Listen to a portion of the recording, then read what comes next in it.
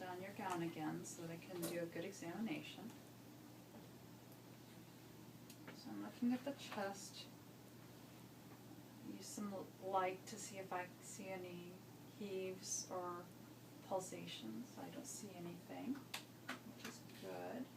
So I'm gonna feel your chest up across the top of your chest and let me know if this causes you any pain or discomfort. Was any of that painful? No? Okay, good. Now I'm going to listen to your heart.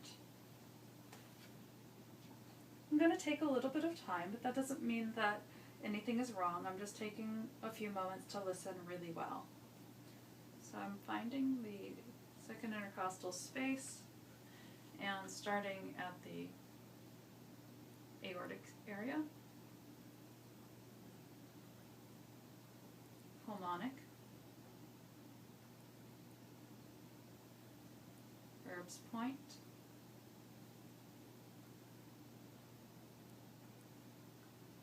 the tricuspid area, and then the mitral area.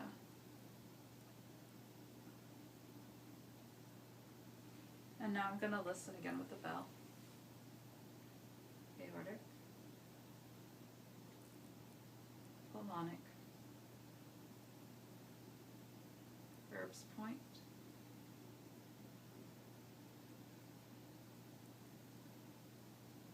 tricuspid area, mitral area.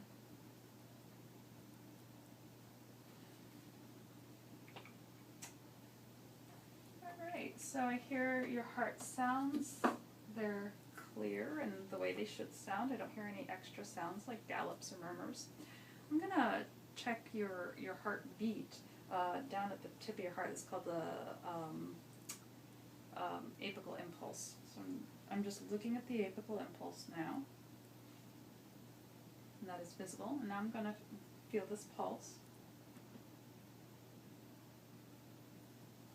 And the apical impulse is strong. That's good. And I'm done with the heart exam. Now we're going to check your stomach. I'm going to pull you up on the bed here. So I'm going to make sure I can see your stomach really well. I'm just going to push the edge of your pants down here. And get the down way up there. I'm looking at the abdomen and I don't see any cuts or bruises. I see a little bit of swelling down here. I think this mannequin was an OB patient. So I'm going to take a listen to your abdomen.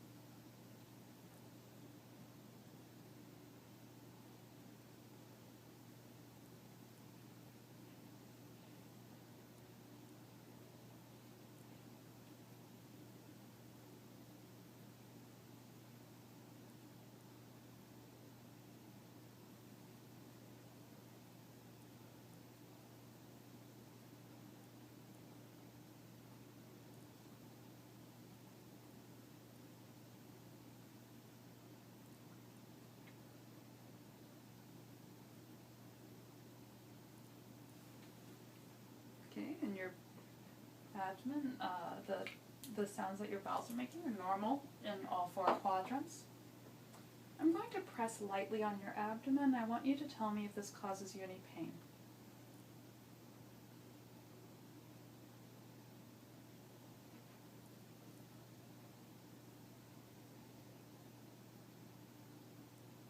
Does that hurt anywhere? Okay, no tenderness on light palpation.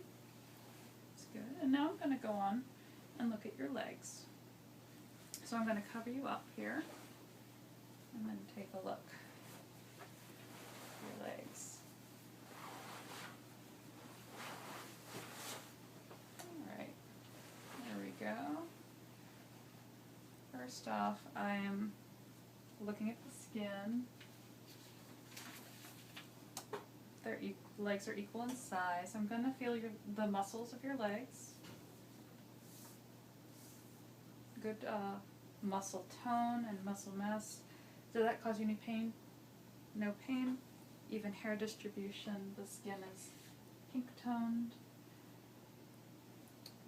Let's see. I'm going to check the pulses in your feet. So it's the posterior tibial pulse,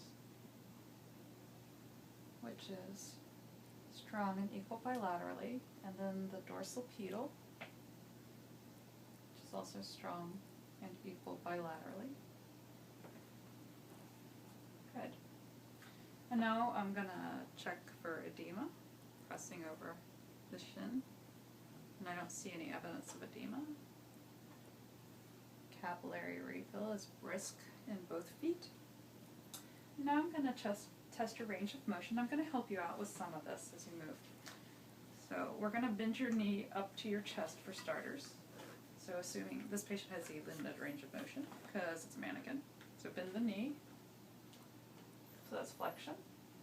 Now we're going to bring the leg out towards me. That's abduction. Then bring the leg in and across the other leg. Adduction. Now bend the knee again and bring that knee out towards me. So that would be external rotation. And then bring that knee in and across the other one. Internal rotation. And we'll do that again with the other side. I'm going to come around this side to do this. So flex the knee, flexion of the knee and the hip. Bring the leg out towards me for abduction. Bring the leg across, adduction. Bend that knee and rotate the hip. Rotate that knee outward, so that's external rotation. And then back in towards the other knee is internal rotation. Good. Now I would normally transition the patient to sitting to test strength, but this patient can't sit. So I'm going to test the quadriceps strength. Bend your knee. Now kick out your leg into my hand. So normally you'd do this sitting.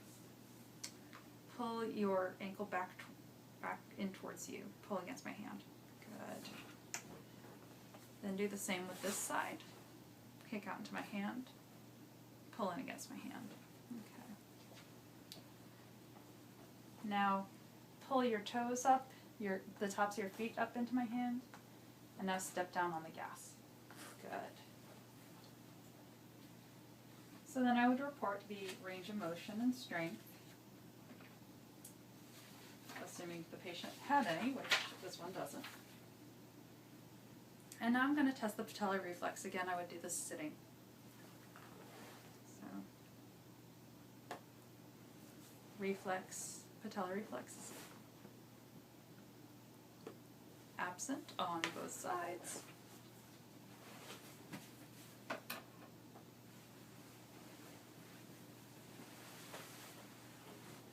Okay. And now what I would do is have the patient stand up and test the range of motion of the spine. So I'm just going to demonstrate this so we don't have a patient to actually do it. So let me get you to, I'm going to check the range of motion of your spine. So repeat some of these movements after I do them. Bend forward and try to touch your toes. Now bend backwards and be sure you're standing by the patient for safety. Now slide your right hand down your leg and then slide your left hand down your leg.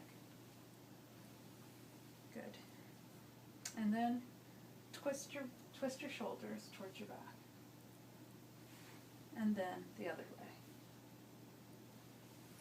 Full range of motion in the spine. Now I'm going to look at your walk. So I'm going to get you to just walk away from and back just normally.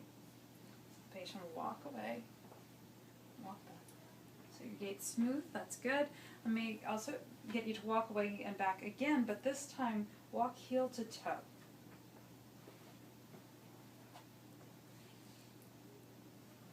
So the gait is smooth and coordinated. now the last thing we're going to do is check your balance. I'm going to have you stand with your arms at your side for 20 seconds with your eyes closed. I'll be right here for safety. In case you lose your balance a little bit, I'll steady you at your shoulders. So let me get you to close your eyes now. And then I would count to 20 and watch this way. Okay, we're all done.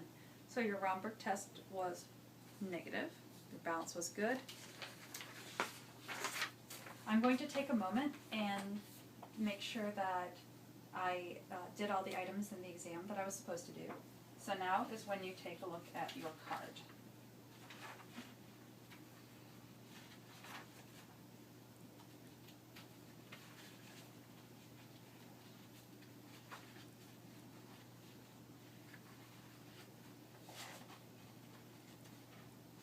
Okay, so we finished everything.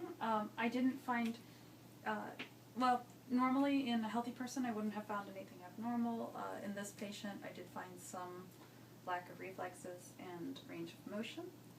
Do you have any questions for me about any of these findings? Okay, thank you so much for your time.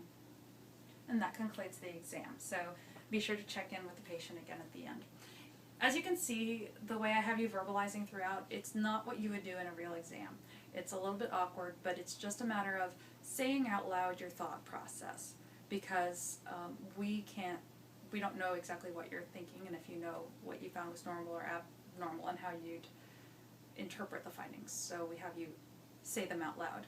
And also, as you can tell, I explained everything and actually went not terribly quickly through all of this, and I finished the exam. I think I see that my recording is at 32 minutes now, and that's with all the explanations I gave at the beginning and the end. So most of you will probably take 35 minutes or so to do the exam. It shouldn't take a real long time. But work on getting the progress down smoothly. Work on the language that you would use to explain your findings. You can use lay language, that's fine. Sometimes you'll use medical terms, and that's fine. You can't really, sometimes there's not a better way of explaining things to the examiner. But do your best. Don't worry too much about the way you're verbalizing the findings. If we have any questions for you, we'll ask you at the end. The cranial nerves, you can state the nerve or the number. I was stating both at many points. I think towards the end I just went to stating the numbers because that's more natural for me, but you can say either, and that's fine. I think if there's anything else I need to tell you. You can also write down the vital signs that you took before proceeding with the exam. If you have any questions, you can email me. I'll check some over the holidays. Probably won't answer real quickly, but I will check it. And I hope this was helpful. It was a little bit stilted having a mannequin, but I think it worked out okay. Maybe give you a little bit of an idea of what we're looking for. All right. Thanks a lot. I'll see you next week.